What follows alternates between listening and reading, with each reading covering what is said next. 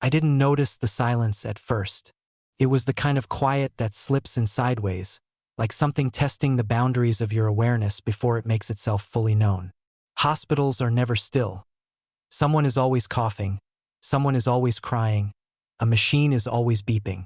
But the morning my sister gave birth, the maternity ward at St. Arwin's felt like something was holding its breath. I remember thinking that the lights seemed dimmer than usual. Not flickering, not failing, just dimmer, like something thick and invisible was hanging in the air, absorbing the glow. My mother clutched her purse against her stomach as she paced. She walked like every step was another attempt to outrun her own dread. My father sat stiffly on the plastic chair, elbows on his knees, staring at the tiled floor without blinking. Only I stood at the window, watching the gray sky press down against the horizon like it wanted to smother the town. When the doctor finally came out of the delivery room, the look on her face told us everything before her words did. But it wasn't grief. Not exactly. It was confusion. And something else. Something cold, something brittle, like she was trying to carry a truth too heavy and too fragile at the same time. "Your granddaughter," she began, and my sister's soft, exhausted sob echoed behind the door, "is alive." But my mother lunged toward her. "But what?" The doctor opened her mouth, closed it again, and gestured for us to follow. The delivery room was too quiet. The baby, Helena, my niece, was wrapped in a thin white blanket, the kind that looks warm but isn't. My sister held her loosely, as if afraid she might shatter. Emily's face was pale with exhaustion, but her eyes were bright and fevered, like she was trying to understand something she wasn't ready to accept. "She's breathing," Emily whispered as I approached. "Look, see? She's warm." She was warm and soft and impossibly small. Perfect newborn. But when the doctor placed her stethoscope over Helena's chest, there was nothing. No heartbeat. Just an empty, hollow quiet. My mother staggered backward. "What are you saying? She can't. She can't live without. What is this?" The doctor didn't answer. Not directly. Instead, she leaned in closer to the baby, her brows pulling together. "She's stable," she said slowly, as if she were choosing each word by hand and examining it before letting it go. "There are no signs of distress. She is breathing. Her color is normal. Reflexes are normal. Her oxygenation is normal." She hesitated. "But there's no cardiac activity. None at all." My father finally spoke, his voice hoarse. "That's impossible." "Yes," the doctor whispered. "It should be." And that was the moment, the exact second, when the air in the room shifted. The metal tray holding the surgical instruments vibrated with a soft, resonant hum. The overhead light flickered, dimmed, then flared brighter than before, the glow bleeding outward into the corners of the room like something alive. The shadows changed. They didn't move, not at first. They deepened, and Helena opened her eyes. Newborns don't focus. They don't look at anything with intention. But Helena turned her gaze toward the corner where the shadows had gathered and stared, unblinking, as if something was staring back. My sister whimpered. "Do you see that? She's looking at something." "Oh God. What is she looking at?" The doctor swallowed. "There's no one there." She was wrong. I felt it. Not a presence, exactly, more like the outline of one, pressing against the edge of reality, testing its tension like a fingertip dragging across the surface of a balloon. Helena reached one tiny hand toward the darkness, and the shadows contracted, pulling inward in a way shadows should not be able to move. The temperature dropped a few degrees. The lights flickered again. Then it stopped. Everything returned to normal. Except nothing was normal. Not anymore. By the next morning, the news had spread. Not publicly, not on any official channel, but in whispers, in text messages, in the nervous glances exchanged in the hospital cafeteria. By the time I brought my sister breakfast, 2 more babies had been born overnight. 2 more babies with no heartbeats. 2 more hollow-born.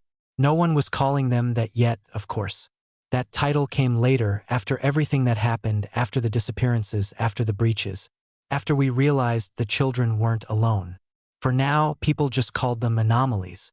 medical impossibilities, glitches in the biological code. But I saw it in their eyes. The doctors, the nurses, the terrified new parents. They knew it was more than that. Something had changed. Something had opened. And something was watching. Emily refused to sleep. Even when they moved her and Helena to a private room, she refused to let the baby out of her sight. "She's mine," she whispered to me, her voice cracked and raw. "Whatever she is, she's mine." She wasn't scared of the baby. She was scared of losing her, of someone taking her away. "Look," Emily breathed, lifting Helena slightly so I could see. "Watch her skin." I leaned in. At first I thought it was the lighting. The soft yellow glow from the bedside lamp seemed to pool unevenly across Helena's cheekbones. But then I saw it, thin, shifting lines just under her skin, faint as cracks in ice. They pulsed softly, like something underneath her flesh was stirring in its sleep. "What is that?" I whispered. "I don't know," Emily said, "but they move when she sleeps. Like they're listening." "To what?" "To whatever she hears." I didn't want to ask what she meant. Then something outside the room made a sound, an echoing metallic clatter, as if someone had dropped a tray in the hallway. Helena's eyes snapped open at the noise, and the lines under her skin flared with dim, colorless light. Not bright, not luminous, just a pale, ghostly glow, like she was illuminated from an impossible angle, from a source that wasn't in the room. Emily gasped. "See!" I did, and for the first time, I felt fear cold enough to settle in my bones. I slept in a chair that night, unwilling to leave my sister alone. At some point, the room fell fully silent, too silent, and I woke to darkness. Not just the darkness of night. Not just the darkness of a hospital room with the lights dimmed. This darkness had weight, density, like sound was afraid to move through it. I lifted my head slowly. The lamp was off.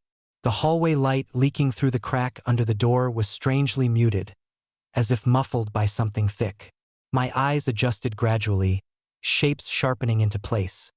The chair, the counter, the four-stand, my sister asleep in the bed, the baby in the bassinet beside her. Then I saw the shadows. They were wrong. They didn't sit where shadows should sit. They stretched upward, against the angle of the light, pulling toward the ceiling like fingers reaching for something only they could see. And all of them were pointing toward Helena. A low hum filled the room. Not a mechanical sound, but something resonant and distant, like a chorus of voices humming just beneath the range of human hearing. I froze. Helena was awake. Her eyes were wide open, fixed on the ceiling. But she wasn't crying. She wasn't even moving. The lines under her skin glowed faintly with that same cold, impossible light. And the shadows leaned closer. I stood, legs trembling. Something was in the room with us. Not a person, not a creature. Presence. Invisible but enormous. Its weight pressing outward from some dimension only the hollow-born could see. I stepped toward the bassinet, reaching for Helena. And the shadows recoiled, snapping back into their natural shapes. The hum ended abruptly, as if someone had severed a connection. The lamp flickered back on. Helena blinked twice and yawned, perfectly ordinary again. My sister slept on, unaware of anything that had happened. My pulse hammered in my ears. I knelt beside the bassinet, my hand hovering inches above the baby's chest. "What are you?" I whispered. Helena turned her head toward me, and for a moment, just a fraction of a second, I saw something reflected in her eyes. Not the room, not me, something else, something endless, something hollow. I didn't tell anyone what I saw that night, not because I doubted myself, though I tried to convince myself I had been dreaming, that exhaustion had twisted shadows into monsters and silence into song, but because I knew no one would believe me. Or worse, they would believe me, and they would take Helena away. By the next evening, the hospital was no longer pretending everything was normal. Extra security guarded the maternity ward, though no one explained why. Nurses spoke in whispers. Parents clutched their newborns like shields, and the rumors had begun. I overheard two orderlies near the vending machine. "Another one," one whispered. Born this morning. That makes 5. 6. And the pediatrician said. The orderly stopped when she saw me walking past. She tensed. Never mind. 6 babies. 6 newborns without heartbeats. 6 children whose shadows moved independently, whose skin flickered with faint inner light, whose eyes seemed too aware, too ancient, too focused. 6 hollow-born. I checked on my sister again. She was awake now, sitting upright with Helena in her arms. The baby's eyes were open, watching the room with silent curiosity that felt too deliberate. How are you feeling? I asked. Tired, Emily said. But she's good. She's so quiet. Too quiet. Most newborns cried every 20 minutes. Helena cried only when someone turned on a loud light or opened the blinds too quickly. Sudden brightness upset her. So did sudden noises. She was calm only in dim rooms, hushed hallways, quiet spaces where shadows hung thick. Emily, I hesitated. Does anything strange happen when she sleeps? My sister's face drained of color. She looked away, brushing her fingers lightly over the baby's cheek. You saw it too. I sat down beside her slowly. What did you see? Emily didn't answer at first. The silence stretched thin between us, vibrating like a held breath. When she sleeps, she whispered, I dream. I leaned forward. Dream what? The same place, she murmured, her voice barely audible. Every time, place that feels empty, like a world made of echoes. It doesn't look like anything exactly. It's too dark to see shapes, but I can feel it. The space is wrong. Too big. Too hollow. Hollow? I repeated, my throat tightening. And when I'm there, she continued, I hear something, not a voice, more like pressure, as if something is pressing against the walls of that dark space, trying to get out. She swallowed. And she nodded at Helena. She hears it too. I stared at the baby. Helena was blinking up at the ceiling again, tracking something moving there that I could not see. What do you mean she hears it too? When the pressure builds, Emily whispered. Her fingers curl, her skin glows, and I feel something wake up on the other side. Her voice broke. I don't think she's dreaming, Emily said. I think she's listening. A cold shiver crawled across my skin. Emily, you have to tell the doctors. No, her head snapped up. No one else can know. They'll take her away. They'll run experiments. They'll treat her like a specimen. But she might be in danger. Emily shook her head violently. No. You don't understand. I'm in danger. You're in danger. Everyone is. But she isn't. Esther here. What are you saying? She isn't the one at risk, Emily whispered, her voice trembling. She's the one they're waiting for. I opened my mouth to question her, but the room darkened suddenly, as if someone had turned down a dimmer switch. Only no one had touched the lights. Emily's grip tightened around Helena instinctively. It's happening again, she breathed. The air thickened, the temperature dropped, and the shadows on the floor began sliding toward the bassinet like spilled ink flowing uphill. This time I didn't freeze. I grabbed the small flashlight from the bedside drawer, the one nurses used for checking vitals at night. I shone it directly at the shadows. The beam cut through them like a blade. They recoiled instantly, ripping backward across the floor and snapping into their normal shapes like elastic returning to form. Helena blinked, startled. The lines under her skin dimmed. Emily exhaled shakily. How did you know to do that? I didn't, I said. I just guessed. Light. Whatever was trying to reach her hated the light. Or maybe not hated, maybe simply couldn't endure it. The same way Helena couldn't endure sudden brightness. A connection was forming in my mind, but I couldn't piece it together yet. Not fully. The doctor entered then, startling both of us. She scanned the room quickly, as if expecting something to be wrong. Is everything all right? She asked. Yes, Emily said immediately. We're fine. The doctor didn't look convinced. She checked Helena's vitals. Oxygen normal, temperature normal, brain activity normal, everything normal. Everything except the missing heartbeat. I should let you rest, the doctor said softly before leaving, though she cast one last look at the shadows in the corner before closing the door. When she was gone, Emily turned to me. We have to leave, she whispered. What? They're watching. The doctors, the nurses, everyone. They know something's wrong and they're terrified. If we don't get out soon, they'll isolate her. Or worse. Emily? No, her voice sharpened. Don't argue with me. I'm her mother. I feel it. They're coming. I stood slowly. Okay. Then let's go. We'll pack your things. But when I opened the door, 2 security guards stood outside. One on each side, arms folded, eyes unreadable. They weren't there before. They didn't speak. They didn't move. They didn't need to. They were guarding the room, guarding Helena. And when one of them glanced at her, I saw it. A flicker of fear in his eyes, thin and sharp enough to cut. They weren't protecting her. They were containing her. My stomach knotted. Emily clutched Helena tighter. I told you. I closed the door quietly. All right, if they wouldn't let us walk out, we would have to escape. I didn't sleep for the rest of the night. Neither did Emily. We sat in the dim hospital room, Helena dozing in her mother's arms as faint pulses of light drifted beneath her skin, like distant lightning trapped under flesh. Emily stroked her tiny hand, eyes glassy with exhaustion and determination. We're leaving tonight, she whispered, before they start whatever protocol they're planning. I nodded, though I wasn't sure how. Security stood outside the door. Nurses walked by every 15 minutes. Cameras watched every exit. And somewhere deeper in the hospital, something was happening.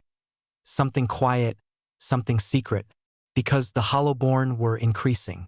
By evening, the number wasn't 6. You can replace this text with any text you wish. You can either write in this text box or paste your own text here. Try different languages and voices. Change the speed and the pitch of the voice. You can even tweak the SSML, speech synthesis markup language, to control how the different sections of the text sound. Click on SSML above to give it a try. Enjoy using text-to-speech. Looking out from behind them, he raised a hand. Give us the child, he said softly. Not asked. Commanded. Emily stepped backward, clutching Helena so tightly the baby whimpered. No, she said. The man exhaled slowly, as if disappointed. Then the shadows behind him rose like a wave. The shadows surged up the stairwell walls, crawling like liquid smoke, gathering behind the suited man in a dense, writhing mass. Emily froze, gripping the railing with her free hand as the thing behind him expanded. An ink-black bloom opening in midair. I tried to pull her back up the stairs, but the man stepped forward. You cannot flee, he said gently, almost kindly. She is already marked. Helena's skin flared with light under the blanket. A rapid pulse, like a heartbeat she didn't have. The shadows shivered as if reacting to it. The man paused, his head tilted, as if listening to something whispering just above human hearing. Emily's breath trembled. Stay away from her. You misunderstand, he murmured. We are not your enemy. We are the threshold. She is simply the door. The shadows at his back coiled inward, spiraling into a narrow funnel that reached toward Helena like a tendril craving warmth. I stepped between them instinctively. The tendril stopped, receded, tilted slightly as if confused. Move, the man said. No, his eyes flashed, a flicker of irritation breaking through the calm veneer. You cannot stop what she is, what she was born to be. Emily backed up another step. She's just a baby. He gave the faintest smile. No. She is a bridge. The shadows surged. I flicked on the flashlight again. The beam struck the tendril of darkness, and this time, instead of passing through, it cut into it like a hot wire slicing fog. The shadow recoiled with a warped, shrill hiss, curling back into the mass behind the man. His eyes widened in alarm. Light, he spat. You don't understand. Emily didn't wait for him to finish. She shoved past me and bolted down the stairs, Helena trembling in her arms. I ran after her, the flashlight beam sweeping wildly behind us. The man lunged forward, The shadows lunged with him. The stairwell lights flickered and went out. We were plunged into near-total darkness, except for the thin, white beam of my flashlight and the dim, eerie glow rising from beneath Helena's skin. The darkness writhed around us, pressing against the edges of the light, as if testing its strength. "Keep going," I shouted.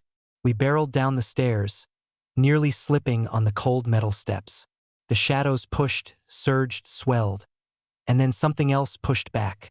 A force rippled through the stairwell, washing over us with a faint, hollow resonance.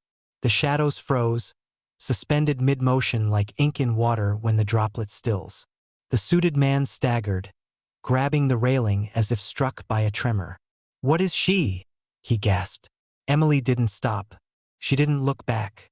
Helena's glow intensified, lighting the stairwell in pale luminescence as if she were breaking open some internal lantern. The darkness around us cracked, literally cracked, splitting into jagged fractures like glass shattering in slow motion.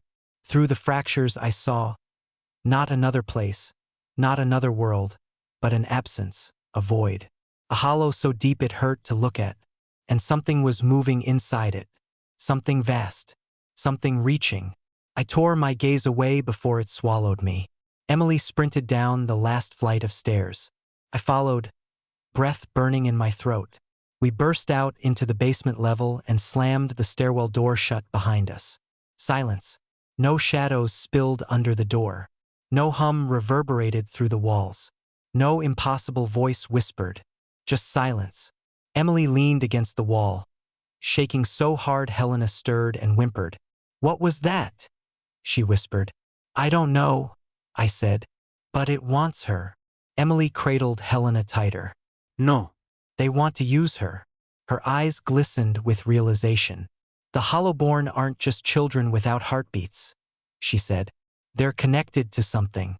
And those things, those people, they know it. We need to get out of this hospital," I said. "Now." The basement smelled of detergent and damp concrete. A flickering fluorescent bulb hummed overhead. The laundry carts were lined against the wall like sentries.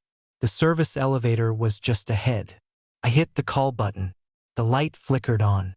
Emily held her breath. The elevator arrived with a deep metallic groan. The doors slid open. Empty. We rushed inside. I jabbed the button for the loading dock. The doors began to close, slowly, agonizingly slow. Emily stared at them as if willing them to move faster. "Do you think they're coming?" she breathed. "They'll follow," I said. "They won't stop." She swallowed. Then she whispered something I hadn't expected. "She's calling to them." I turned to her sharply. "What do you mean?" "She's not just listening," Emily said, voice cracking. "I can feel it. Through her skin. Through her dreams. She's calling them, even if she doesn't mean to." The elevator jolted. Stopped. Halfway between floors. "No," Emily whispered. "No, no, no." The lights flickered, dimmed, went out. Helena began to glow softly in the darkness. I pressed the emergency button. No response. Then, a faint scraping sound echoed through the shaft. Not metal grinding. Not machinery. Something moving. Something climbing. Slowly. Deliberately. Up the elevator cables. Emily's breath caught in her throat. "It's here." I raised the flashlight, but before I could click it on, the ceiling panel above us dented inward. Something was pushing it. The glow from Helena's skin pulsed faster, brighter, as if syncing to some unseen rhythm. The ceiling panel bent again. A crack split down the center, and a whisper drifted through the darkness. "Open the door," Emily screamed. I tightened my grip on the flashlight, and the thing above us began to tear its way in. The metal in the ceiling buckled inward with a slow, grinding groan. Dust drifted down in thin curls, floating through the air like ash. Emily backed into the far corner of the elevator, shielding Helena with her body. The baby's glow brightened, the pulses beneath her skin surging in frantic waves. "Get ready," I whispered, my voice barely audible even to myself. "For what?" Emily breathed. I didn't have an answer. The ceiling panel bent sharply, the metal screeching as it began to peel back. Something, some force, some presence was forcing its way through.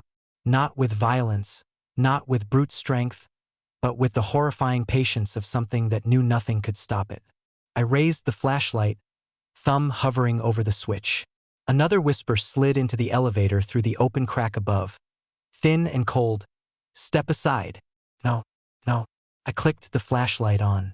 The beam stabbed upward in a white-hot slice. Something hissed. Not like an animal.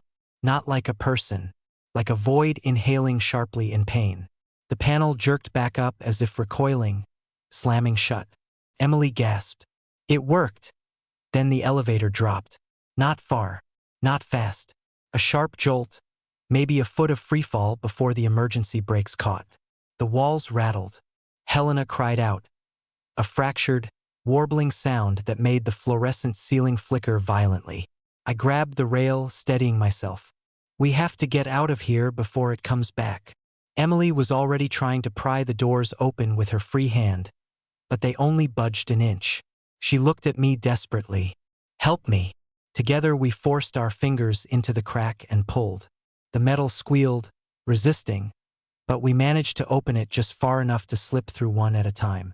Beyond the doors was a maintenance shaft, dark and narrow, lit by a single emergency bulb pulsing on and off like a heartbeat. Dust drifted through the stale air. I went first, dropping to the floor of the shaft. Then I reached up and caught Emily as she lowered Helena down to me. The baby shook with faint, soundless tremors, her glow fading to a dim shimmer. We need to move, I said. Emily nodded, swallowing hard. Which way? Ahead, the narrow concrete passage stretched into darkness. Behind us, somewhere far above, the elevator groaned again, like something enormous was crawling back onto the roof. We go forward, I said. We find the loading dock. We get out. We walked, slowly, quietly. The deeper we went, the colder the air became. My breath fogged in the dim glow. The bulb overhead flickered, dimmed, then steadied. Somewhere far behind us, metal screeched like claws dragging along steel. Emily tensed. It's following. I know. We turned a corner and stopped. A figure stood at the end of the corridor. Not a shadow, not a monster. A woman in a hospital gown, barefoot. Her skin was pale, her eyes unfocused, head tilted as if listening to something we couldn't hear. She looked empty, like her consciousness had been scooped out. Emily's breath hitched. Not another nurse. But the woman wasn't a nurse. Her belly was swollen, 9 months pregnant. She stepped toward us, slow, unsteady, like a puppet tugged gently by strings. And then she spoke in a voice not her own. She is not the only one. Emily tightened her grip on Helena. Stay back. The woman stopped, tilted her head. They are coming. You must not run. You belong to the hollow. No, isnapat. We don't belong to anything. Something twitched in her face. A ripple like her skin didn't fit her bones. Then her eyes rolled upward, exposing only white, and she collapsed to the floor, dropping like a marionette whose strings had been cut. Emily gasped. Is she? She's breathing, I said, checking quickly. She's alive, but something had used her, like a conduit, a mouthpiece, a vessel. We stepped around her carefully. The corridor ended in an old, rusted metal door with a faded sign. Authorized personnel only. Pushed it open. The night air hit us like a cold slap. We'd reached the loading dock.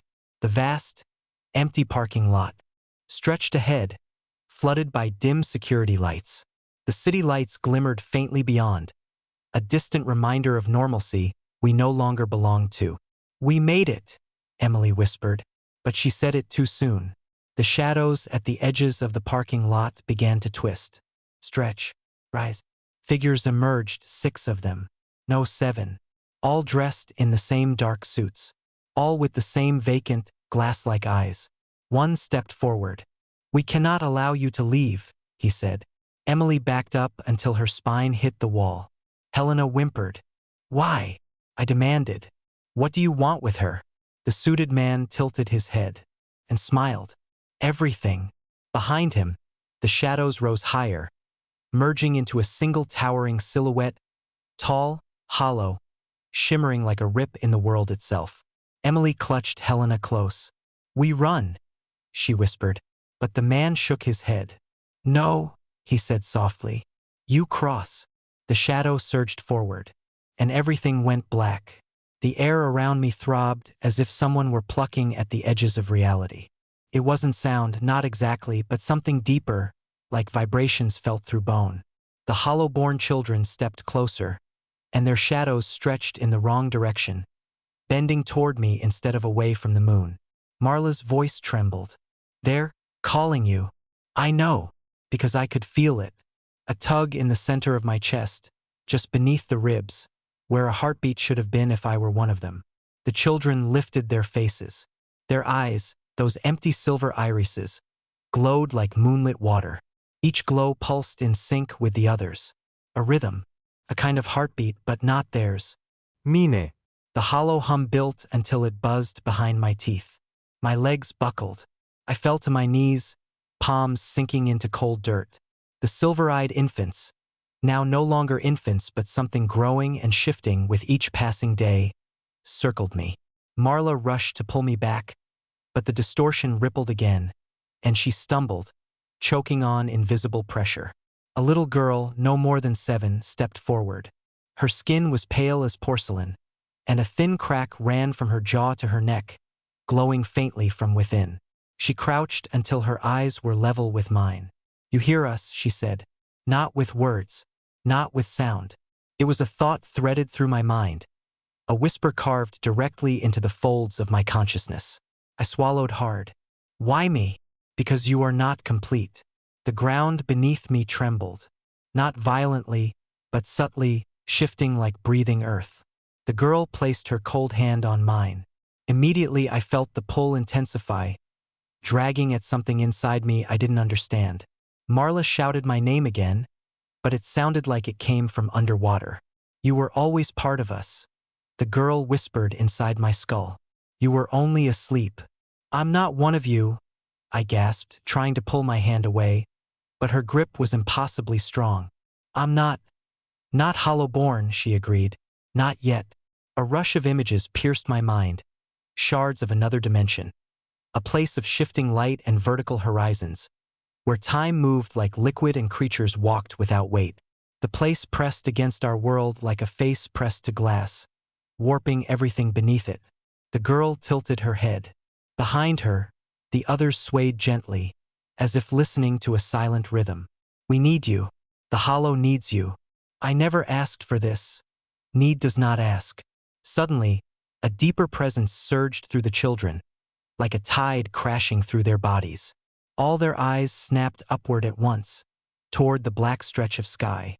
Marla froze, because something was descending, not from above, but from between the seams of reality itself. The night folded inward, like cloth being pinched and twisted.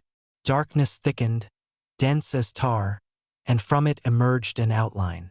A towering being carved from void light, its edges fracturing like broken glass. My breath hitched, my heart hammered, too fast, too frantic, until a jolt of ice shot through me. No, not my heart.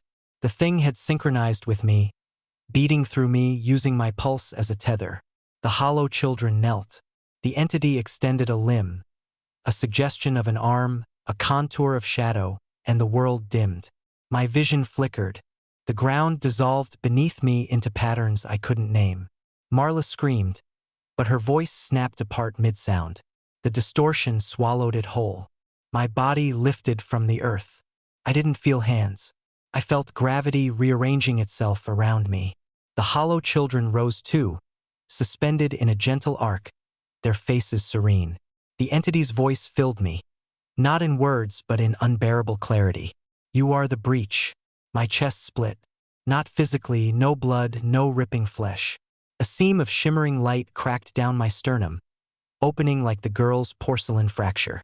Wind rushed out of me or into me or through me. I couldn't tell. Reality flickered. Marla stumbled backward, eyes wide with terror. "Fight it!" she shouted. "Don't let it take you." But the hollow tide surged, and resistance slipped like water through my fingers. The children reached toward me, their fingertips glowing. Their power poured into me. Not gentle, not kind. A flood of raw, dimensional force that carved new space inside my bones. My scream was silent, stolen before it could leave my throat. I saw everything. The dimension pressing against ours. The cracks spreading through Illyrian. The hollow-born children as conduits. And me a doorway. A living threshold. The entity leaned close, its presence suffocating and magnificent. Open, it commanded. The seam in my chest widened. Marla ran forward, wielding nothing but her desperation, and grabbed my arm. Reality shuddered violently. The being recoiled, flickering with displeasure. For a moment, just a moment, I felt myself again. I looked at Marla, her face streaked with tears.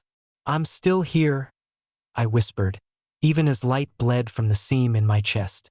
"Don't let me." The world snapped like a stretched wire. A blast of force hurled Marla backward. She hit the ground hard, sliding across the dirt. I saw her try to push herself up, dazed, shouting something I couldn't hear. The hollow children's eyes flared. The entity raised its arm, and the seam inside me exploded into a vortex of blinding light. Everything folded inward. The world inverted, and then there was only the hollow, and it welcomed me home. The first thing I felt was weightlessness, a drifting suspension, as though my body had been undone and loosely stitched back together with thread made of light. Then came the cold. It didn't bite or sting. It seeped, slow and patient, into the hollow spaces beneath my skin. When I opened my eyes, there was no sky, there was no ground, only planes of pale, shifting luminescence stretching in impossible directions, horizontal, vertical, diagonal, moving like fluid, glassy membranes. They intersected at angles that hurt to look at, giving depth to a place that shouldn't have had any. The hollow. I recognized it instantly, not from memory, but from the sensation of belonging that clawed its way up my spine. The place breathed around me, not with air but with quiet pulses of dimming and brightening light, like a colossal organism exhaling its own existence. Something moved beside me. One of the hollow-born children, Ellen, floated weightlessly at my side. Except she wasn't exactly Ellen anymore. Her body shimmered like translucent porcelain filled with liquid silver, and her eyes had deepened into spiraling wells of pale luminescence. Her voice resonated directly through the center of my chest. "You crossed. We've waited for you. I didn't choose this," I said, though here, my words sounded warped, like echoes spoken underwater. "Choice is noise," she replied gently, "and noise does not survive here." Behind her, more children materialized, dozens, drifting like pale dandelion seeds caught in an endless breeze. Their bodies distorted, stretching and contracting in slow, liquid motions, as though the hollow reshaped them with every pulse. A throbbing vibration began deep beneath me, or above me, it was impossible to tell. The airless light rippled, and from its folds emerged the entity. It was even larger here. Its form towered impossibly, a silhouette of fractured negative space, sharp as broken mirrors but shifting like vapor. Its presence pressed against my mind with unbearable clarity. "You struggled," it said. "That is expected." The seams in my chest pulsed with a dull ache. I looked down and saw the crack of light still there, wider now, faintly glowing through my shirt like a second rib cage made of thin illumination. "What did you do to me?" I whispered. "We revealed you." Its statement sliced through me like a blade made of truth. My head throbbed. Memories flickered, scrambled. Something in my past. Something buried. Strained to surface, but slipped away the moment I reached for it. Ellen floated closer, reaching out a hand of shimmering pale glass. When her fingers brushed mine, a jolt of heat shot through my body, and suddenly the hollow brightened. This pulse accelerated. The children's bodies glowed brighter, their forms flickering between shapes. Taller, smaller, dissolving, reforming. "You open the way," the entity murmured. "You stabilize the breach between worlds." "I don't want this." "Want," it whispered, "is irrelevant. The light in my chest flickered violently, and a surge of force tore through me. My spine arched as my body contorted, not in pain but in an overwhelming rush of energy. The hollow around me warped, swirling with spirals of liquid light. I gasped as memories flooded in, not mine, but countless others. Moments from the hollow-born children. Ellen's mother screaming when she was born without a heartbeat. Jonas standing silent as a doctor pressed a cold stethoscope to his chest and heard nothing. Mara staring blankly as the walls of her home bent inward one night, only to snap back before anyone else noticed. My breath came in fragments, stolen by visions. And then I saw me. A baby, silent, small, unmoving. A doctor's frantic voice. A mother's sob. A heartbeat absent. My own tiny chest glowing faintly. Then a scream. Mine. The vision shattered like dropped glass. I stumbled backward, except there was no backward here. My body spun through weightless space, carried by momentum alone. The entity watched without blinking, without emotion. You were the first, it said. The one who lived between breaths. A tremor ran through the hollow-born children. Their eyes dilated into spirals of endless depth. You are the prototype. Prototype. The word hit me like a blow. I'm not. I can't be. You were born hollow, the entity said, but your heart awakened later, grafted from this world and the next. You bridge dimensions. You survive in both. A horrifying realization spread cold across my skin. I wasn't normal. I never had been. All those childhood fainting spells. The strange dreams. The moments when the world seemed to blur around the edges. The sense of something always watching from just beyond the corner of my vision. It wasn't anxiety. It wasn't imagination. It was this. Me. I shook my head violently. Send me back. Now. Ellen's eyes dimmed. The others drifted closer. If you leave now, you tear the breach wide, she whispered. Both realms will collapse inward. Your world will drown in ours. It's already tearing, I shouted. Your births. You're causing it. We were born because of you. Her tone wasn't accusing. It was reverent. A chilling wave passed over me. The entity lifted a limb, and the hollow shifted violently. Dimensional folds twisted, revealing dark silhouettes. Structures collapsing, space folding inward, threads of reality fraying like unraveling fabric. This is the end of the beginning, it said. You will decide how the worlds converge. I don't want them to converge. Your desire is irrelevant. Only your function matters. The light in my chest surged so violently I screamed. Ellen and the others raised their hands, their collective glow intensifying until it enveloped me. A beam of cold radiance shot from the seam in my chest, tearing a rift through the hollow.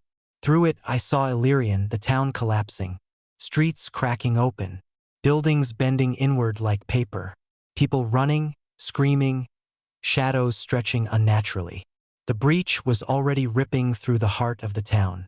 Marla was there, falling, reaching, calling my name. Marla! My voice shattered into echoes. The entity's presence pressed in around me. Choose, it commanded. The worlds trembled. The hollow children reached toward me, their power gathering like a storm. And I didn't know if I wanted to save the world or remake it. Marla's scream cut through the hollow like a blade, ripping straight across the shimmering membranes of light. The rift I'd opened kept widening, torn by forces I didn't understand and couldn't control. I felt the pull on both sides, a violent tug-of-war in my chest, as though someone had hooked invisible fingers into my ribs and was dragging me in two directions at once. Illyrian on one side, collapsing, the hollow on the other, blooming open, and me, caught between them, glowing, shaking, unraveling. Ellen drifted closer, her glass-like face softening in something like concern. The other hollow-born formed a circle around me, their eyes shimmering with spiraling white lights. Their combined glow cast long, impossible shadows across the fraying dimension. You cannot follow her, Ellen whispered into my mind. Not like this.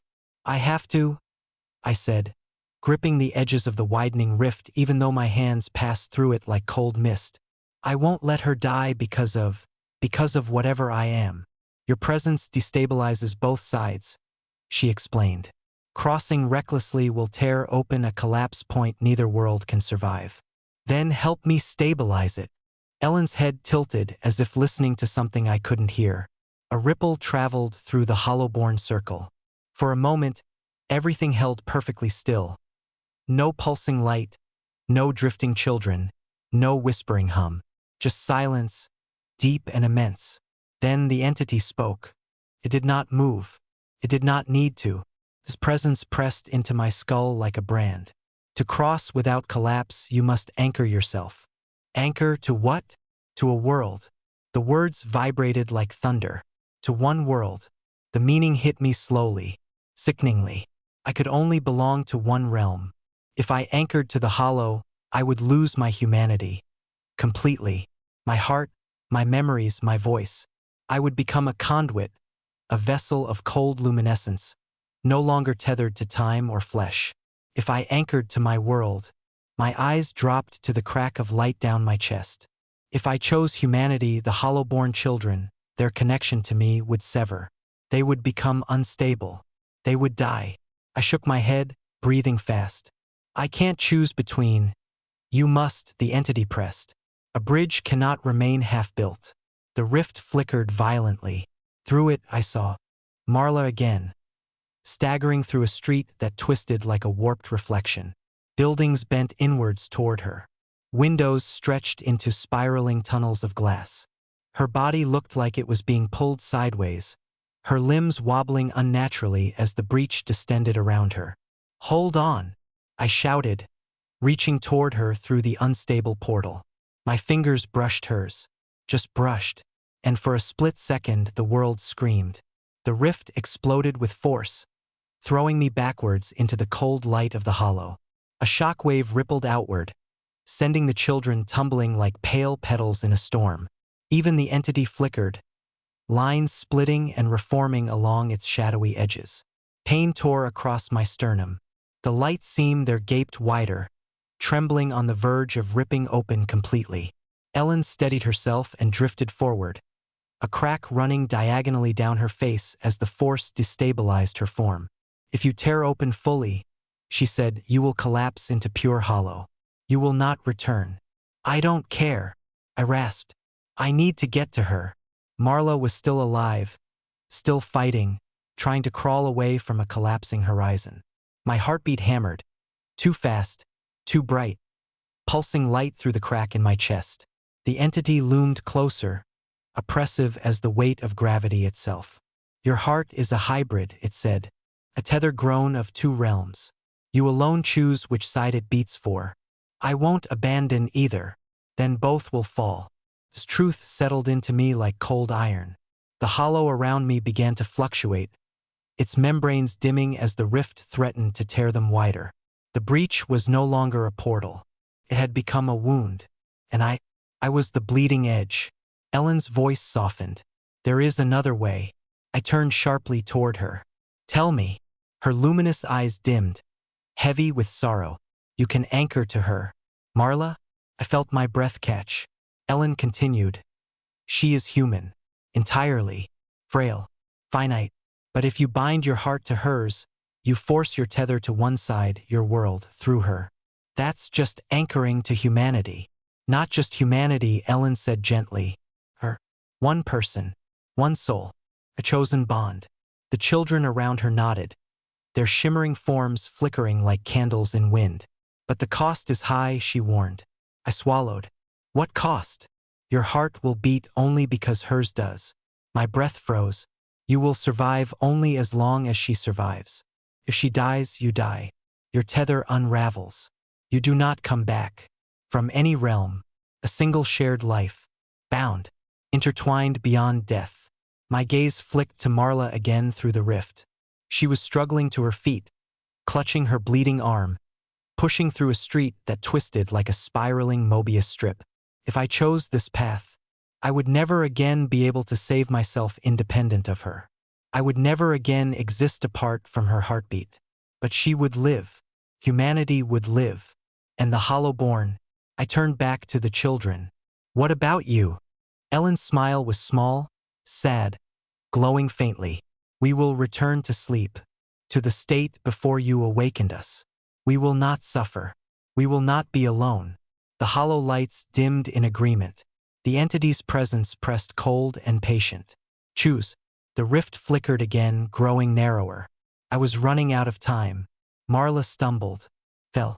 Her heartbeat, fragile, human, echoed faintly against the crack in my chest, like a distant drum trying desperately to keep rhythm. I reached toward the rift, and the Hollowborn reached toward me, and the entity whispered, "Decide." My heart, my hybrid, fractured, luminous heart, lurched, and I made my choice. I plunged my hands into the rift. Cold light surged up my arms, tearing at the skin, unraveling it into shimmering threads. My fingers stretched across the collapsing seam, reaching for Marla as the two worlds rippled violently around me. I felt the Hollowborn cry out, a single, collective pulse that echoed like a dying star. But they didn't pull me back. They understood. They had always understood. Marla lay several feet away, pinned beneath a half-collapsed street sign twisted into a grotesque spiral. Debris floated upward, sideways, in slow, tumbling arcs as gravity lost its meaning. Her hair whipped around her face, her breaths coming fast and ragged. When she saw my hand pushing through the tearing membrane, her eyes widened. "You," her voice trembled. "You shouldn't be here."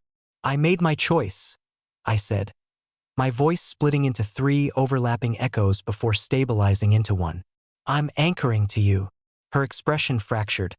Fear, confusion, hope, disbelief all warring behind her eyes. She shook her head frantically. No. "You don't know what that means."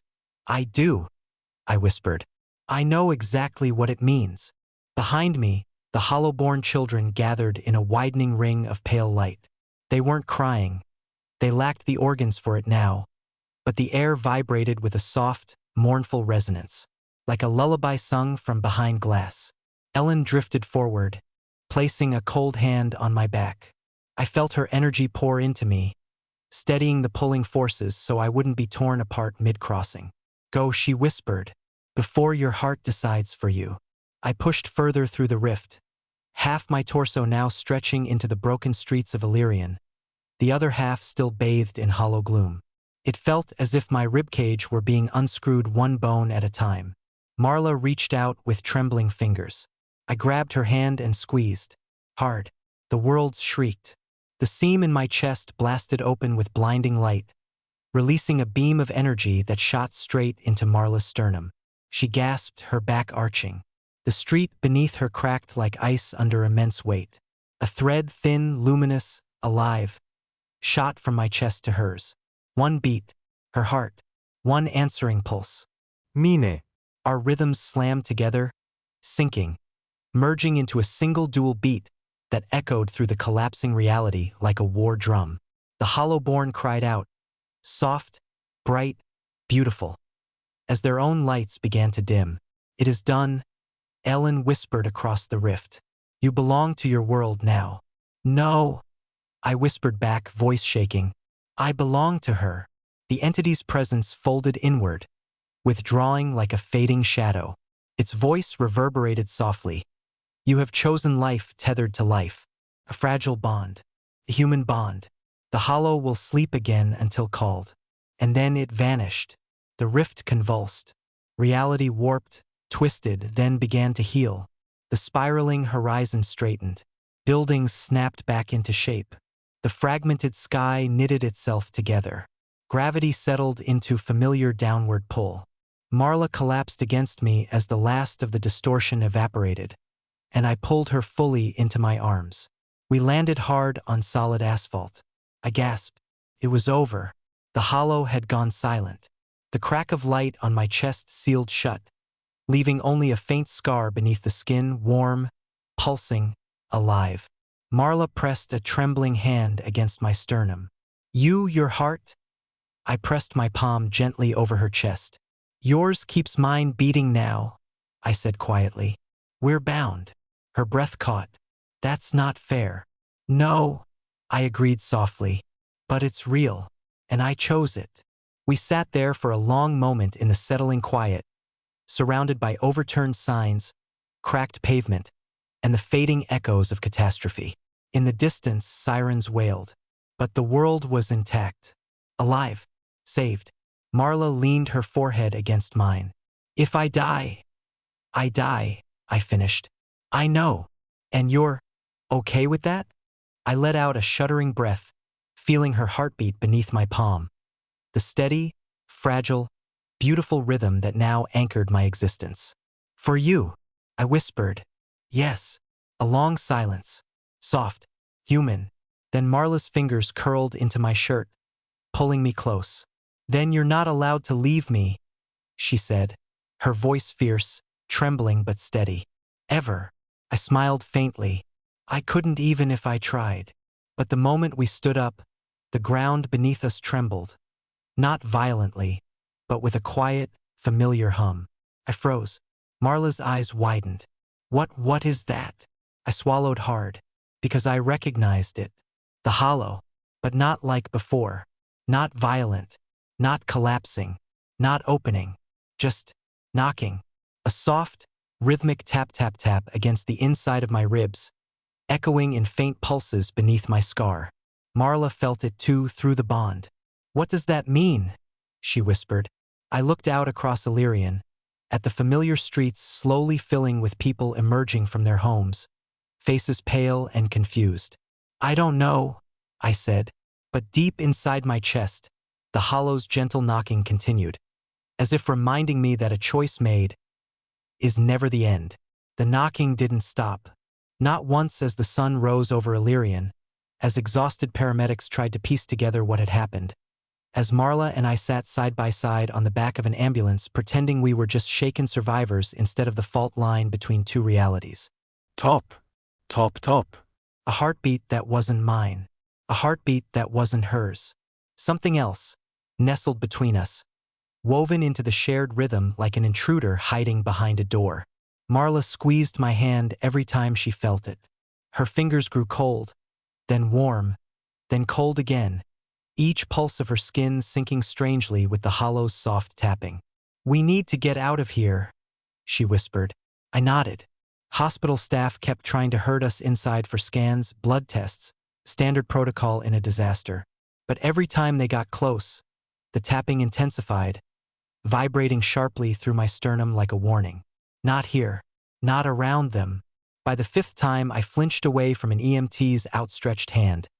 Marla tugged on my sleeve and we slipped between the crowd, moving like shadows through the fractured morning.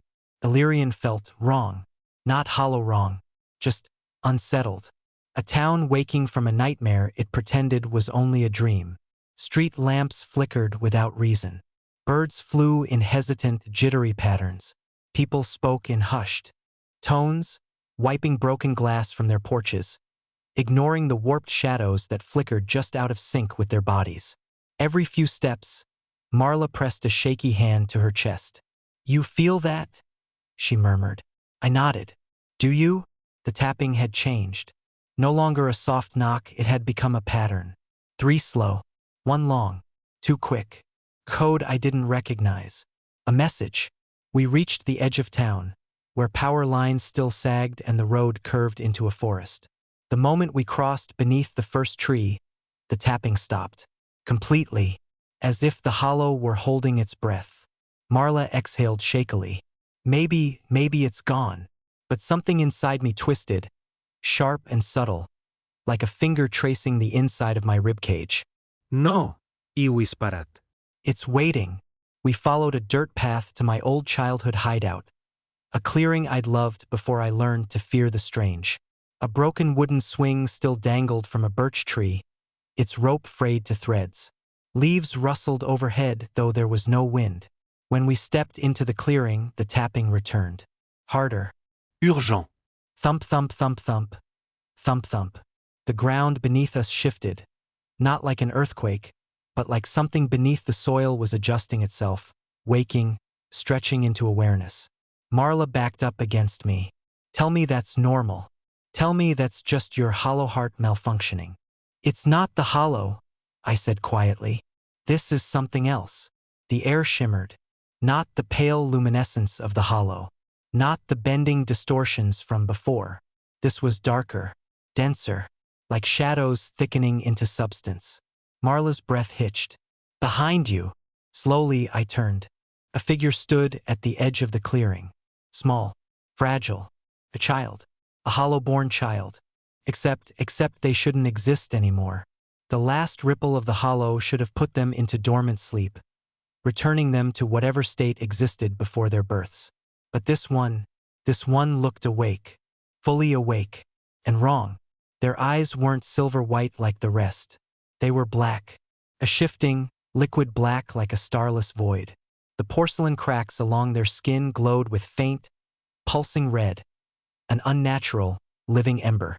They opened their mouth, not to speak, to breathe, a slow inhale that bent the air inward, pulling leaves, dust, and even sound toward them. My chest tightened violently, not from fear, from recognition. The tapping inside me aligned with the pulse in the child's cracks. One heartbeat, shared. Marla clutched my arm. What is that? My voice shook. I don't know. The child raised a hand. Fingers too thin, joints bending slightly backward. Behind them, shadows rippled outward like the spreading rings of a stone thrown into a pond. Then their voice, quiet, hollow, layered with faint echo, slipped directly into our minds. You chose wrong. Marla stiffened. What? The child took a step forward. The ground withered where their foot touched. The hollow sleeps, they whispered. But I do not. I was born in the breach you sealed. Between choices, between worlds. You tethered yourself to a heartbeat, but you left the door open. My knees buckled. The tapping inside me surged, transforming into a vibrating pain. A bond. Not one I formed willingly. One forced into existence by something birthed in the split-second gap between realms. A new kind of hollow born. I breathed. The child smiled. Atteint, craqued, impossible smile. Hollow no longer. Human no longer. Marla grabbed my hand tighter. What do you want? The child tilted its head, darkness swirling in its eyes. Not want. A slow step closer. Need. Another step. You. Both of you. Their body flickered, vanishing, appearing again a foot closer. Marla stumbled back, breath quickening. Don't let it near you. But the child wasn't looking at her. His black eyes were locked on me. And for the first time since sealing the breach, I felt something I hadn't expected. A second heartbeat in my chest. Strong. Hungry. Growing. The child lifted its hand and pointed straight at me. You opened the way. I will finish it. And as the forest darkened around us, I felt my heart stutter, then skip, then pulse to a rhythm that wasn't mine. My heart lurched so violently that it drove me to one knee. A shock of cold surged up my spine, as if invisible fingers had hooked into my vertebrae and yanked. Marla dropped beside me instantly, gripping my shoulders, her voice shaking. Stay with me. Hey, look at me. Stay with me. I tried. God, I tried. But the second heartbeat, the intruder, throbbed against my sternum from the inside, not echoing mine, not synced with hers. A third rhythm hammering beneath our shared tether. The child took another step forward. With each one, the pulse grew stronger, louder, hungrier. I tasted metal, felt the air thicken. The ground blackened around their barefoot steps, spirals of shadow curling outward like ink dropped into water. Marla backed up, dragging me with her. Stop! Don't come. Closer! The child paused, tilted its head again. Its voice echoed directly in my skull, speaking with impossible calm. I was born from what you refused to choose. I swallowed hard. I made a choice. I anchored to her. I sealed the breach. The child blinked. Slow. Deliberate. You sealed one path. Not all of them. The hollow does not think in lines. Thinks in folds. Marla shook her head, disbelief cracking her voice. That doesn't make sense. You're just a kid. You can't. The child's form flickered, splitting into two overlapping silhouettes before merging again. I am not a child. Their body rippled and their skin, porcelain pale and cracked, glowed red-hot through the seams. The air vibrated, humming low and deep, like a furnace waking in the bones of the world. I tried to stand, but the foreign heartbeat dragged me down again, knocking my balance into chaos. Marla gripped my arm, pulling me upright. "Tell me what to do," she whispered fiercely. "Tell me how to help you." I opened my mouth, but the child spoke first. "You cannot help him. He is already changing." The pulse inside my chest surged, slamming into the tether between Marla and me. She gasped as the pain hit her too, almost doubling over. "Stop," she choked out. "Whatever you're doing to him, stop." The child's head moved slightly, as though considering her words from far away. Then, calmly, "He is not the only one I'm changing." Marla's eyes widened. Her heartbeat stuttered. Mine followed instantly, sympathetic, bound, helpless. She pressed a hand to her chest, face twisting in pain. "Don't you touch her," I rasped. But the child only stared at me, unblinking. "You tied yourself to her. You made her your anchor. You made her your limit, your weakness." Darkness spread beneath them like an opening fan. "So now I will bind you both." Marla staggered to her feet, fury burning through her fear. "You're not binding anyone," she spit. "I don't care what you are. I don't care why you exist. You're not touching him." The child's eyes glimmered. "You misunderstand. I do not need to touch him. He is already mine." The second heartbeat pounded so violently it drowned out everything else. I felt something in me, deep, hidden, ancient shift. Pulse, spread. Want, not my want, not Marla's. The child lifted its hand. A thin, jagged filament of shadow extended from its palm. Too straight, too sharp, too deliberate, and pointed directly at my chest. Marla shoved herself between us. No. "You want him?" she said, voice shaking but steady. "You go through me." The filament flickered, fell, receded. The child blinked. "Yes," it whispered. "That is how the anchor works." Marla didn't understand, but I did, and my blood turned to ice. "Marla," I croaked. "Move, please. You have to." But the child stepped closer, and the second heartbeat inside me matched their pace. Thump, thump, thump. My knees buckled, my vision blurred. I could feel the bond pulling tighter, twisting itself around Marla's heart. The child's voice slid into my mind like a blade sinking into soft flesh. "You two share one life, one heart now, one fall." Marla flinched. I choked on air. The child smiled faintly, an expression too rehearsed for any human face. "So if I take her," they stretched out their small hand. "I take you." Marla screamed my name, but I couldn't hear her, not over the sound of my heart, splitting, fracturing, collapsing into that third rhythm. And the last thing I felt before the world went dark was the child's voice, soft as a lullaby. "Welcome to the in-between." I woke gasping, not from fear, but from the unmistakable sensation that something cold had been inside my chest and had only just slipped free. My breath came out in ragged bursts as I sat upright on the cot in the infirmary, sweat rolling down my face in thin, icy streaks. Dr. Varon jerked awake from his chair beside me, knocking a clipboard to the floor. "You're back," he said, relief flooding his face for only a second before a darker worry overtook it. "How long were you under?" My voice cracked. "I don't know. I saw them." His shoulders tensed. "Describe them." "I don't think I can," I whispered. "Not fully. My mind keeps trying to blur the details. But they were tall, too tall, and thin like they were hollowed out. But their faces," I pressed a shaking hand to my eyes. "Their faces weren't faces. They were just openings. Openings. Like windows into somewhere else. Not eyes, not mouths, just absence." He scribbled something down in frantic shorthand. "And they knew me," I added.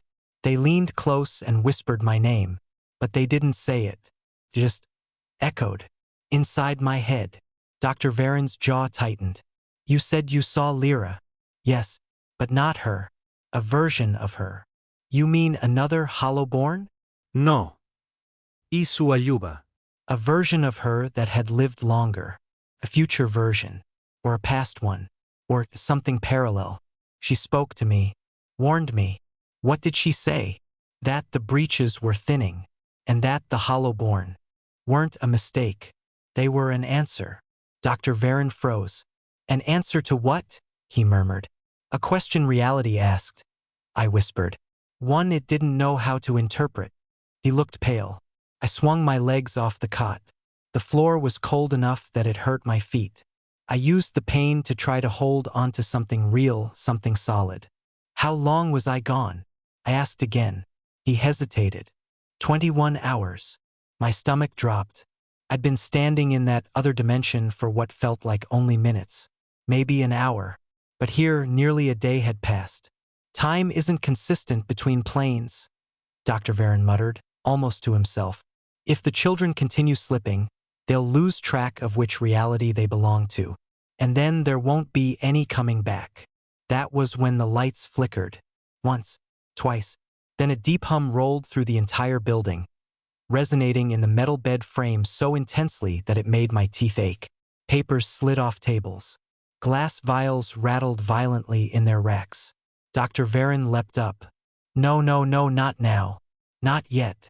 What is it? I shouted over the escalating buzz. The dimensional membrane.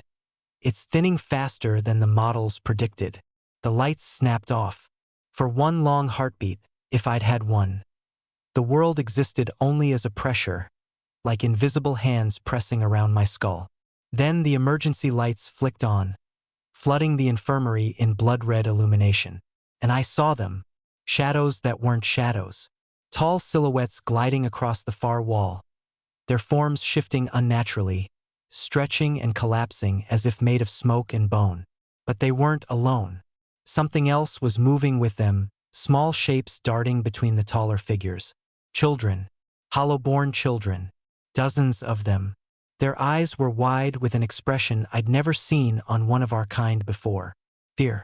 They stumbled toward us, trembling violently, clutching their heads or their chests as if something inside them was trying to claw its way out. Dr. Varen, I whispered. What's wrong with them? His expression turned stricken. The membrane is trying to reclaim its anomalies. You mean? Yes. His voice cracked. They're being pulled back. No, I said, stepping toward the nearest child, a boy whose skin flickered like static. We have to help them. It's not just them, Dr. Varen said quietly. Look at your hands. I did, and I froze, because my fingers were no longer solid. They were becoming translucent, fading. I'm being pulled too, aren't I? I whispered. He didn't answer. He didn't need to. A heavy, low groan vibrated through the building, as if the world itself were bending. The shadows on the wall swelled, distorting like oil spreading in water. Then the wall tore. Not physically. Reality itself split like wet paper. The edges curled outward, revealing a vast, dark expanse behind it. It was not empty. No, it was filled with slow-moving shapes, drifting like smoke clouds with bones buried inside them. The taller shadow creatures stepped through first, their movements impossibly smooth, as though gravity meant nothing to them. The smaller children were pulled toward the tear, scrambling desperately, tiny fingers clawing at the floor as they slid across the tiles. One of them, the boy with flickering skin, looked up at me, his mouth opening in a soundless scream. Something inside me broke. I lunged forward and grabbed his arm. My hand passed halfway through him. Static burned up my arm, but I held on with everything I had. Don't let go, he mouthed. I won't.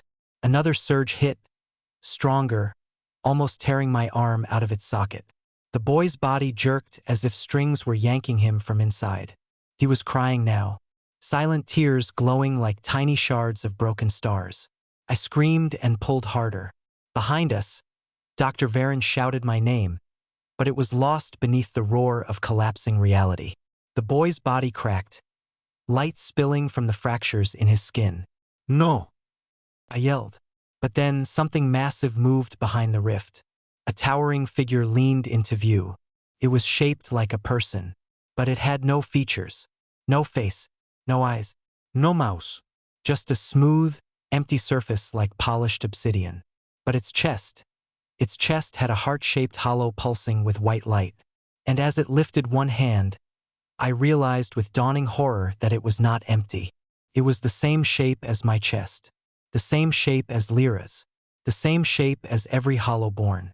The figure extended its hand toward me, and in my fading vision, I saw the light within its hollow synchronize with mine, pulse for pulse. Even though neither of us had a heartbeat, the synchronization hollowed me from the inside out.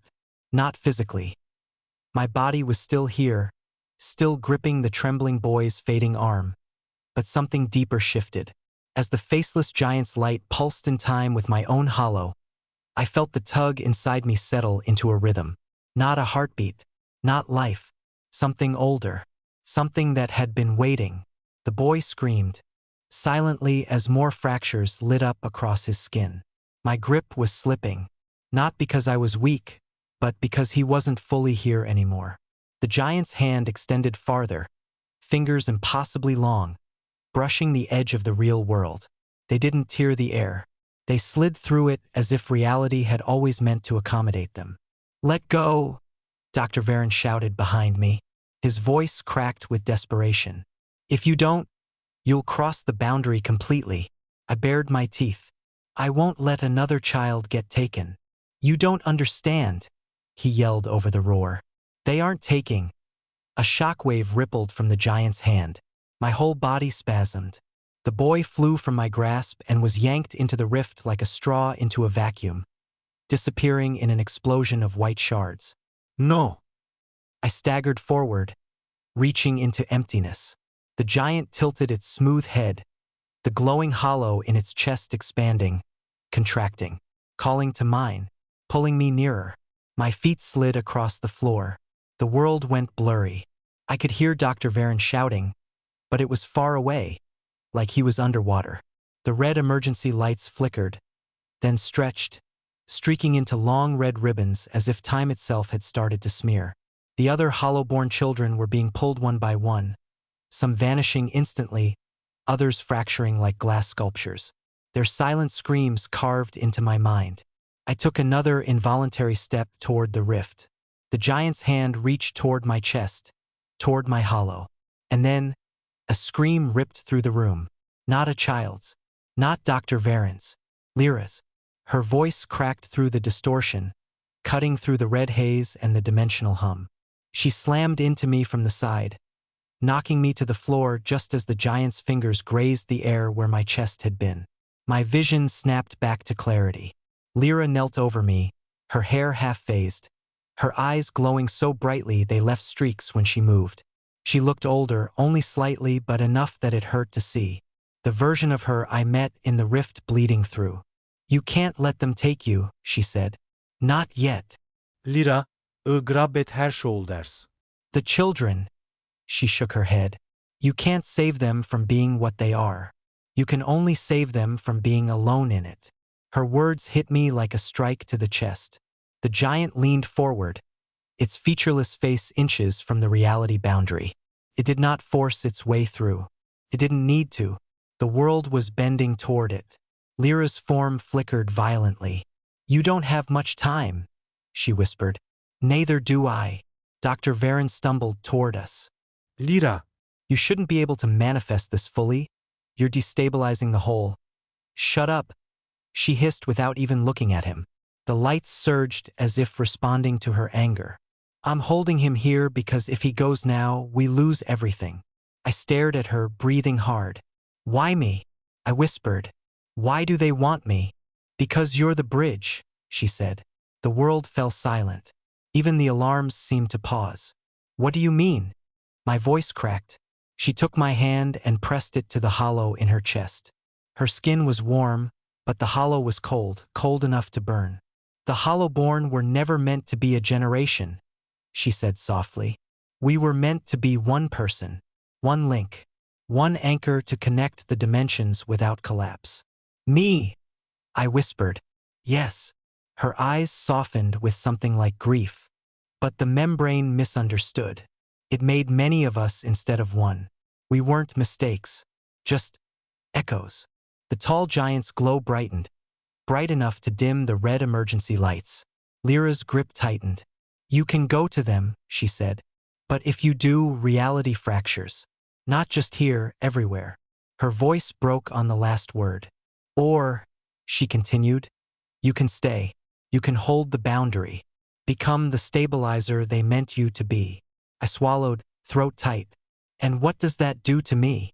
You won't be fully here anymore. Her voice trembled. But you won't be taken either. My hands were trembling so hard I thought they might splinter. The ground beneath us lurched. Cracks of white light shot through the walls, the floor, the ceiling. Like the world was nothing but thin ice under too much weight. The giant took another step toward the rift, the hollows on its chest synchronizing with mine again. Faster this time, frantic. Lyra winced and leaned close. I know you want to save them, she said. I know you'd walk straight into the dark for them. But this isn't about saving a few. It's about saving all of us. A long silence stretched between us. Then another scream, this one sharper, closer. A child was being dragged across the floor toward the rift, leaving streaks of glowing tears. I stood. Lyra grabbed my wrist. Don't go toward it. I'm not, I said. I pulled her up with me, and together we stepped in front of the collapsing world. The giant tilted its head, waiting, calling. No, i whispered.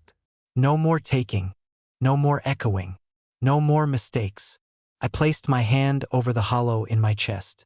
I pressed inward, forced something that wasn't a heartbeat, wasn't light, wasn't power, a decision.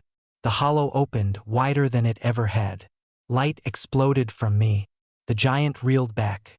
The rift shuddered violently, contracting in on itself. The children stopped sliding. The fractures in their bodies halted mid-glow. Some gasped, some cried. Some simply stared at me with dawning recognition. I wasn't stopping them from returning. I was anchoring all of us. Lyra squeezed my hand, tears glowing on her cheeks. You're doing it, she whispered. You're becoming the bridge. The world groaned again. But this time the sound was different. Less like breaking, more like reshaping. The rift began to shrink. The giant reached out, one last attempt to pull me in. But its hand passed through the air like mist. Not because it was losing power, but because I was no longer something it could touch. The hollow in my chest burned with white fire, and I stepped forward, not into the rift, not into the other dimension, but into the thin place between both. Into the position I had been born for. The anchor, the stabilizer, the bridge. As the rift collapsed fully, sealing with a sound like a closing eye, the world steadied. The lights flickered once, then returned to their normal, cold fluorescence. The children blinked, breathing even though none of them had hearts. Their bodies were whole, their hollows dim but stable. Dr. Varen stared at me as if he wasn't sure if I was still human. Lyra similet weakly. You did it, I exhaled, and the breath echoed in two worlds at once. The room pulsed around me, subtle waves, like heat rising from asphalt. Not dangerous now, controlled, balanced. The emergency klaxons had fallen silent, as though even the machines understood the world had changed shape around us. I took a step forward. The floor didn't quite feel like the floor anymore. It felt like two floors layered on top of each other. One solid, one trembling like a reflection disturbed by a fingertip. For a moment I lifted my hand, watching it shimmer faintly at the edges, then stabilize. I wasn't fading, and I wasn't whole. I was between. The hollow-born children gathered around tentatively, their eyes still wide, their bodies flickering in soft pulses. One tiny girl, barely old enough to speak, reached up toward me with trembling fingers. Are we safe now? She whispered. I knelt down in front of her. Her hollow glowed faintly, like a lantern hidden in fog. You are, I said. You're anchored now. Because of you? She asked. No, I said softly. Because of us. Her blinking slowed, The flickering steadied. She nodded, then wrapped her glowing arms around my neck, her body cold and warm at the same time. For a moment, I closed my eyes. The children drifted closer, like planets finding a stable orbit. Lyra stood a few steps away, leaning heavily against the wall. Her body flickered with fractured light. She had spent too long crossing the boundary to stay whole in one place. "You won't hold together here," I told her quietly. "I know." She smiled the way someone smiles when they understand something painful, but finally accept it. I wasn't meant to return completely, not after what I saw. The room felt too small for the truth hanging between us. "You don't have to go alone," I said. Her eyes softened. "I'm not going. Not really. I'll be somewhere close. You just won't always see me." I swallowed thickly. "Will I ever see you again?" "Maybe," she whispered. "If the boundary thins. If you call. If the world needs you to be more than a bridge again." A strange wind moved through the infirmary, air from nowhere and everywhere. Her hair lifted, drifting like strands underwater. Dr. Varin, still pale and shaken, stepped closer.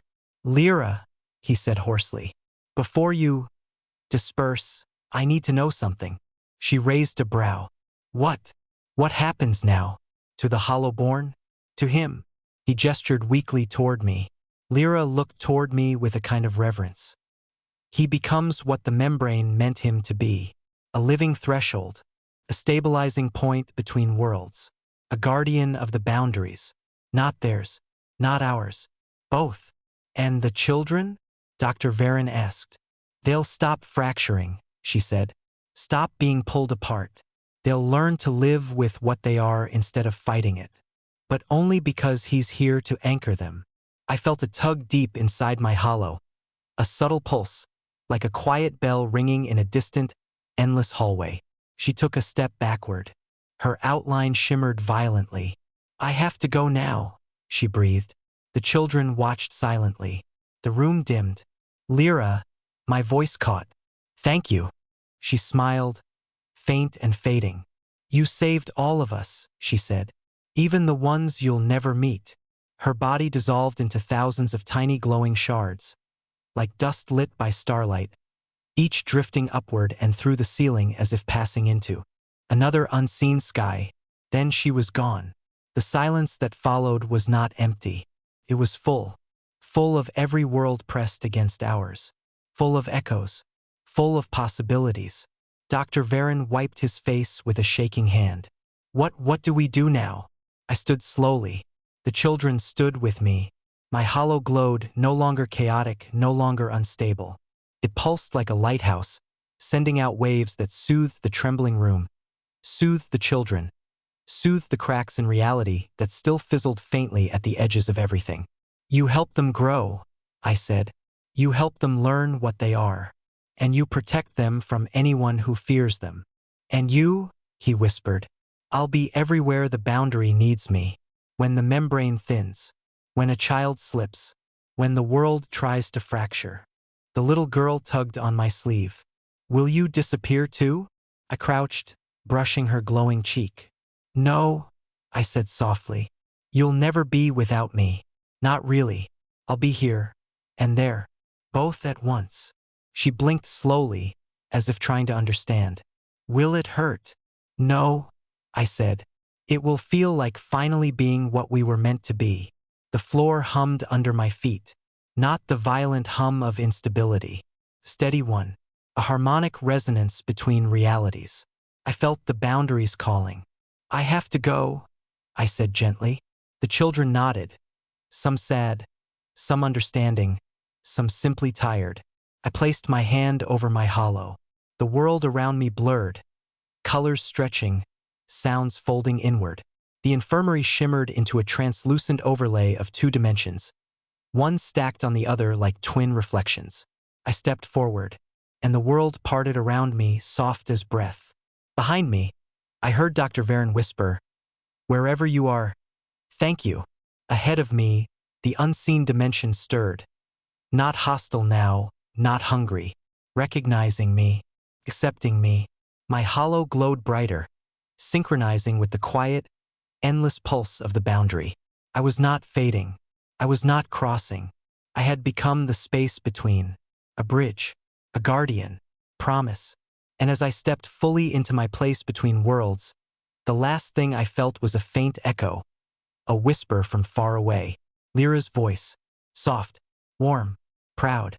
"You're not hollow anymore." And then silence. A peaceful silence across all dimensions. The kind of silence a world makes when it's finally whole.